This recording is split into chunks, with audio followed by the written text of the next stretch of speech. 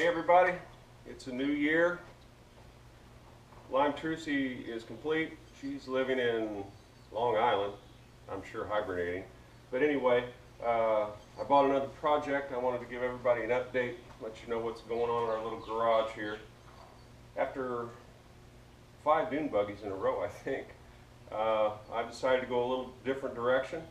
I found this 61 Falcon a fella had started working on in North Tampa. He bought the car in Georgia. He brought it home, took the 6-cylinder drivetrain out, and put a 93 Mustang GT roller motor in it, Tremec 5-speed, narrowed down an 8.8 Explorer rear end and put in it. Had a bunch of other work. I mean, all new suspension pieces and clutch and I don't know what all. He went for the lowered look, which is good, but the way they went about it was they took the rear leaf springs and they smashed them in a press. And when that happened, the rear end moved over. It wasn't centered, and it's pretty tight. The front springs they just chopped. I didn't like that, so I put all new rear leafs in, shackles, bushings, everything new up front, new springs, new roller saddles, 2-inch drop in the front, 1-inch drop in the rear. Had Mike at Eaton Spring in Detroit take care of this for me. The engine, it was floating the valves at 5,700, which is crazy. I mean, I shift my big block at that, and it'll wind past 6. So I went to put some heavier valve springs in this engine while I had it out. I pulled the cylinder heads off, and dang if I didn't see where the intake valves had slightly danced with the pistons. So the cam was too big. There were no eyebrow reliefs in these factory pistons. So I put a factory GT roller cam back in it. It's supposed to have 63,000 miles on it, and I believe it because the cylinder walls were perfect. There was no wear. The hone marks were still there. Popped the bearing cap. The bearings are still all silver. So I left well enough alone. New oil pump, new timing chain, valve job, correct cam, Pertronics ignition. So that mill is ready to go. Now, in here you can see there are bunches of holes perforating the engine compartment. I will grind all this out. I will take this little copper spoon, you hold that behind it and you weld them up. Then you grind them out and finish it up. When I get it all done, I'll spray it with the U-Pole Raptor bed liner. I'm going to replace all of the brake lines. He put all the rubber lines on and new calipers and rotors and everything, but he didn't replace all of the factory brake lines. I'm going to route them and make that nice and clean.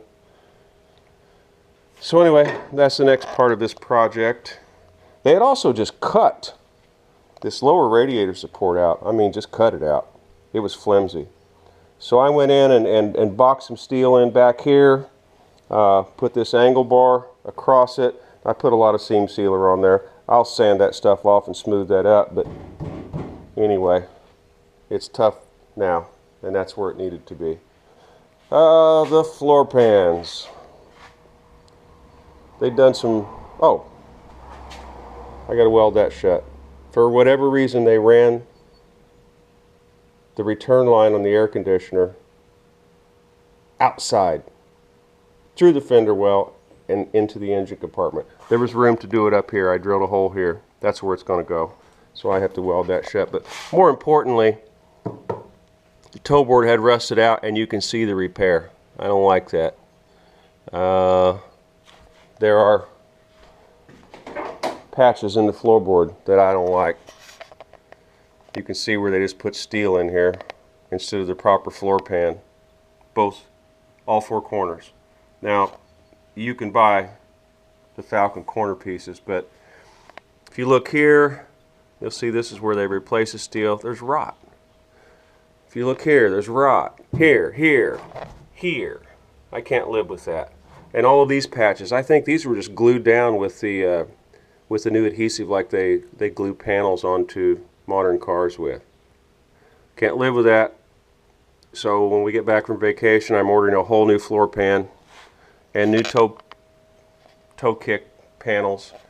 And I'll cut all of this out, weld it all in, so it will look just like it did from the factory. Some other holes I have to fix. Oh, somebody before him put 63 trim on here and butchered the dash. Someone had cut the stereo out. Anyway, all of that has to be welded up, ground down, smooth, finished. We'll get that done. Got most of the interior, factory deluxe door panels, headliner, the carpet. I still not made a commitment on the seats yet, but I will, and we'll make certain that it all looks like it was brand new. The original dash cluster is replaced with a set of autometer gauges, which is really nice. What else? The car's really solid. I mean, look back here. This is where they all rot. It's really nice. Across the back. You know, you can tell it was a Georgia car its whole life. The 8.8 exploder is what I call them. What they did was they chopped around 3 inches off the axle tube, welded it back, and they put another right side axle in, which is roughly 3 inches shorter than the left side axle. And when that's all done, these modern 8.8 differentials will fit under these old cars. It's tight, but it fits, and now you have a posi, you have an infinite gear selection, and you've got a really tough disc brake rear end. Pretty cool. Oh, what else can I tell you? Oh, I'm working on another set of doors. I think they must have left, when this got put out to pasture, they must have left the windows down because he'd done some welding of some steel in here, and I found a really nice set of doors, but you know, they're halfway across the country, and we're trying to figure out how to get them here at a reasonable expense. So anyway, that's the first project of this year. I thought originally I was just going to finish what he started, and this car was going to be done right about now, but the further I got along, the more changes I wanted to make. So we'll get it done. We'll get it done this year.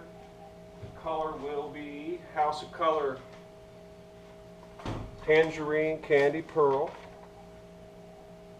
That should really kick. The interior is all going to be black and chrome. You can see the wheels are US wheels, which are basically a Krager copy. About the only wheel I could find with enough backspacing to tuck under this little girl. Anyway, I think I've said this before. I think we're going to keep this car. I really love this car. And you know, my entire lifetime of being a Ford lover, I really never gave Falcons a thought. I really never liked them before. But this one's grown on me. You know how it is. The older you get, your perspective changes. So, that's it. Maybe the next video I'll do, if anybody shows any interest, is this U-Pole Raptor bed liner and how it lays down. Really, what I have to do from this point forward is not really informative, just a bunch of dirty work. So that's it for now. I just wanted to update everybody. I appreciate you all tuning in, having interest in what we do here in our little garage in Lake Placid, Florida. You all have a great year.